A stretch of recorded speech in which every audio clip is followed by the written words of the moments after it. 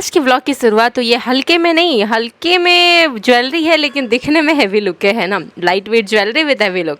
तो ये अगर किसी को मंगाना हो, और ये मेरा पोज रहा, मेरे हस्बैंड एकदम स्टक रहने के लिए कहेंगे हिलो मत हिलो मत हिलो मत वरना गड़बड़ हो जाएगा। ये मेरी फ़ोटो ले रहे थे। तो ये मांगटी का सेट विद ईयरिंग है। और आज का व्लॉग थोड़ा सा छोटा लग रहा है क्या आप लोगों को? तो छोटा सा है, लेकिन कहते हैं ना कि बहुत सारी चीज़ें रिकॉर्ड की हूँ लेकिन टाइम नहीं मिला, तो मैं थोड़ा सा छोटा ही व्लॉग बना पाई। बट मैंने कोशिश किया इसमें सब कुछ कैप्चर करने का। जैसा कि मैं ज्वेलरी बनाती हूँ तो मेरे बच्चे जो है ना वो आसपास यहाँ पे खुरापाती करते रहते हैं, आसपास ही बैठे रहते हैं।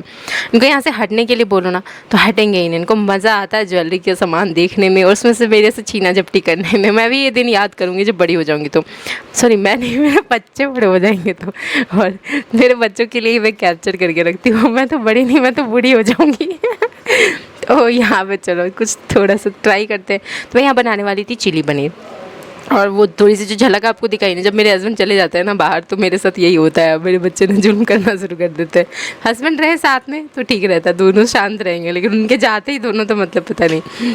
और फिर मैंने ना ये रांची से लाके कार्टून में रखी हुई थी परात, तो मैं कि चलो परात को निकालते हैं, साफ़ वाफ़ करते हैं, थोड़ा बढ़िया से खाना वाना बनाते। क्या होता है, आटा सानो सुबह सुबह लंच के लिए, फिर उसको धो के रखो, फिर दोबारा आटा सानो नाश्ते के लिए, फिर धो के रखो, फिर खाने के लिए अगर कुछ साना है तो मैं सोची ना कि सुबह के और दोपहर के लिए एटलीस्ट थोड़ा आटा एक्स्ट्रा सान के इसमें ढक के छोड़ दूँगी। तो इसलिए मैंने ये परात निकाला।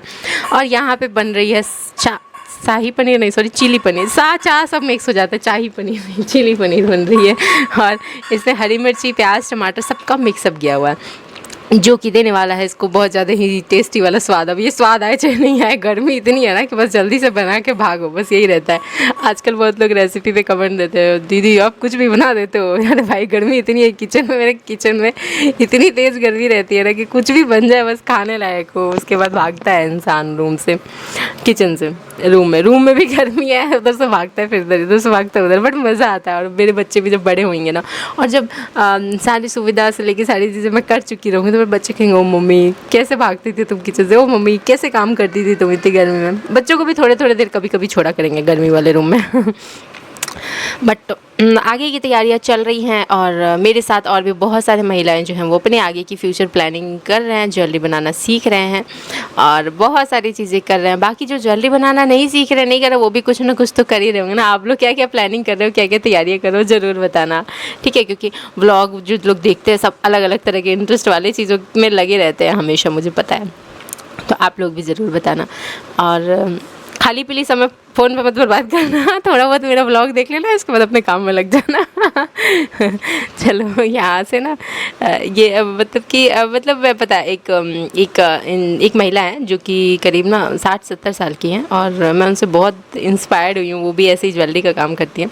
बहुत अच्छा लगा जान के कि इस एज में भी वो अपने बच्चों के लिए, अपनी फैमिली के लिए ये सारे काम कर रहे हैं। मैं तो इस एज में हूँ ना तो थक जाती हूँ, वो उस एज में जाके कर रही हैं। तो मतलब ऐसी महिलाएँ होती हैं जो इंस्पायर करती हैं। वो अपने समय का सही इस्तेमाल करके अपनी फैमिली, अपने बच्चों, अपने परिवार के लिए कुछ ना कुछ कर रही होती है। तो मेरी तरफ से तो उनको सैल्यूट है, बट आप लोग भी दे देना। और फ़ोन का इस्तेमाल सच में एक सही वे में भी बहुत से लोग कर रहे हैं, और बहुत से लोग ऐसे ही टाइम पास भी कर रहे हैं, लेकिन जो लोग सही वे में इस्तेमाल कर रहे हैं उन सभी को सैल्यूट है। और ऐसी महिला जो 60-70 साल की एज में, मैं डेली एक बार उनको याद करती हूँ, उनसे बात तो नहीं हो पाती, डेली याद करती हूँ, क्योंकि वो मुझे ना शॉप पे मैं एक बार गई थी तो मुझे मिली थी, और उन्होंने मुझे बहुत सारी चीज़ें बताई थी। कुछ बेसिक क्या होता है ना कि एक ओल्ड एज है, उन्होंने पूरी लाइफ इस काम को किया है, तो ऐसे लोगों से ना बहुत सारी चीज़ें जानने को मिलती है, आप मिलो तो कुछ ऐसा ही मुझे 1-2 चीज़, अब 10 मिनट की मुलाकात में कितना चीज़ जान जाती, तो 1-2 चीज़ ऐसी चीज़ें जानी थी। जैसा कि आपने मेरा कल का देखा होगा, मैं आज क्यों इतना याद की बताती हूँ। कल मैंने जो कमर पे लगाया था ना, आपने वो देखा होगा, उसमें मैंने नीचे ना रेड कलर का टैसल्स बना के लगाया।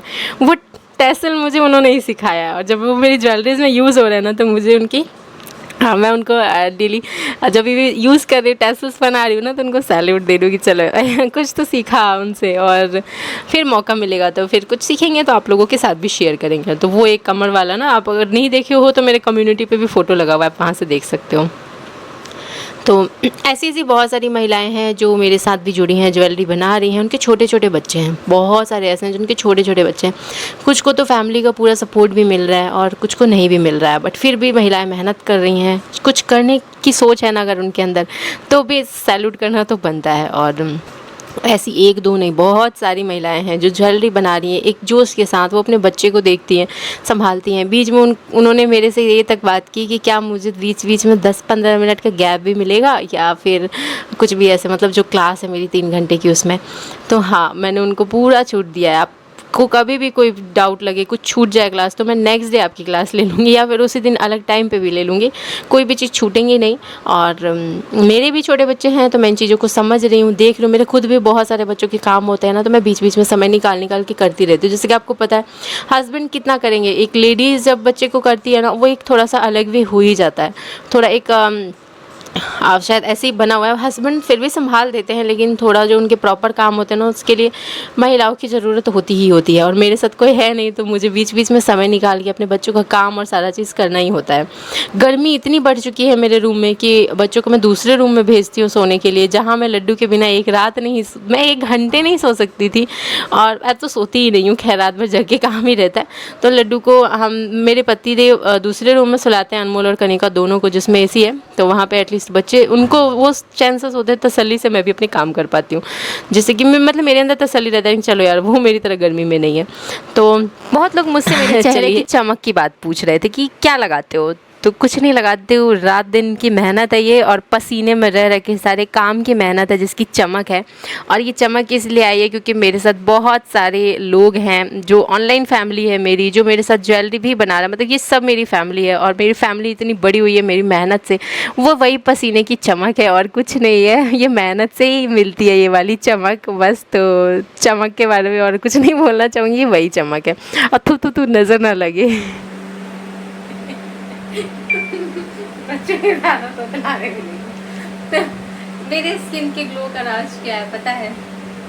रात भर की मेहनत, दिन भर की मेहनत, काम वाली मेहनत।